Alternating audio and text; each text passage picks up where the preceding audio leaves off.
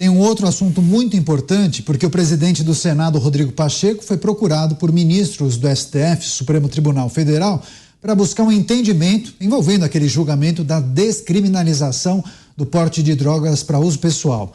Pacheco já manifestou diversas vezes o seu descontentamento com a ação, classificando o ato como uma interferência do judiciário no legislativo.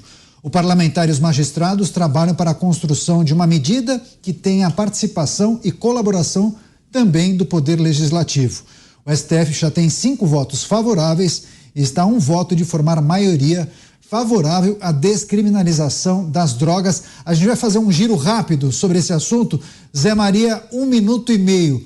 Legislativo e Judiciário entrarão em um acordo?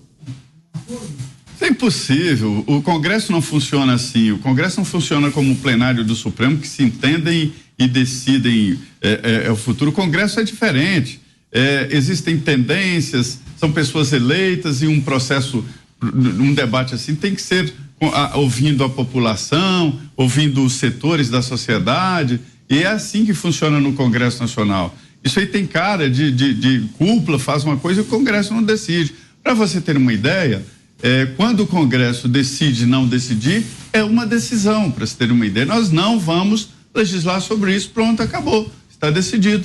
O Congresso não funciona assim. Possibilidade de acordo entre Legislativo e Judiciário em relação a essa questão. Dantas, 1 minuto e meio, por favor.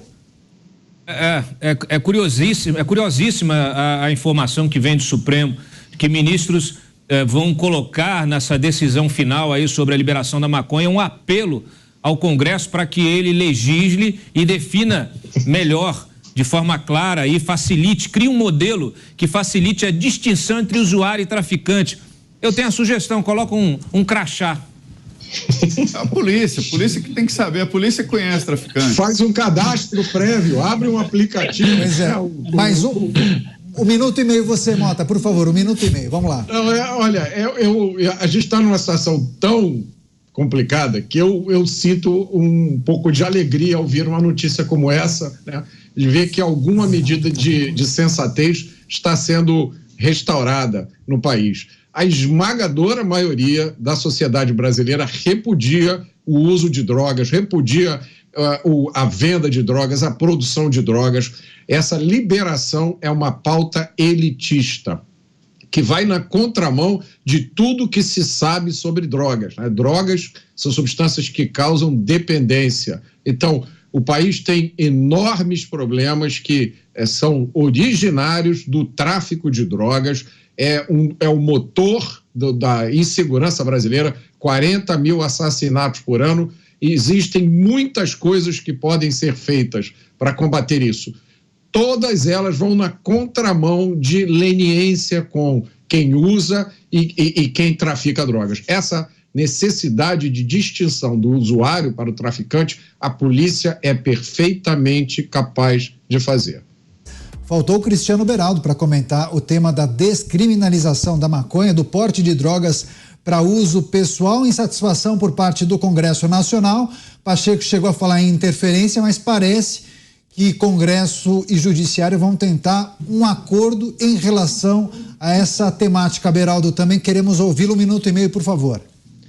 Olha, Daniel, a gente vê o Supremo se debruçando num assunto que claramente, assim, ele vai à minúcia de querer determinar, a partir do Supremo Tribunal Federal, quantidades para drogas que podem ser portadas por pessoas que serão consideradas, então, usuárias. Então, o sujeito está levando lá 1 quilo de maconha, não entendo do assunto, mas, enfim, imaginando que 1 quilo é bastante. Se ele tiver num ônibus, então, você vai pegar aquele 1 quilo, vai dividir pelo número de pessoas e está tudo bem. Quer dizer, não é assim que se resolve isso. Isso é claramente papel do Congresso Nacional, só que o Supremo gasta tempo, gasta recurso público para debater sobre isso, tomar uma decisão, e aí depois vai dizer assim, mas a gente espera que o Congresso se debruce sobre o tema para que então ele legisle. Ora, isso é papel do Congresso e o Supremo claramente está se metendo num tema de uma forma que não deveria fazer.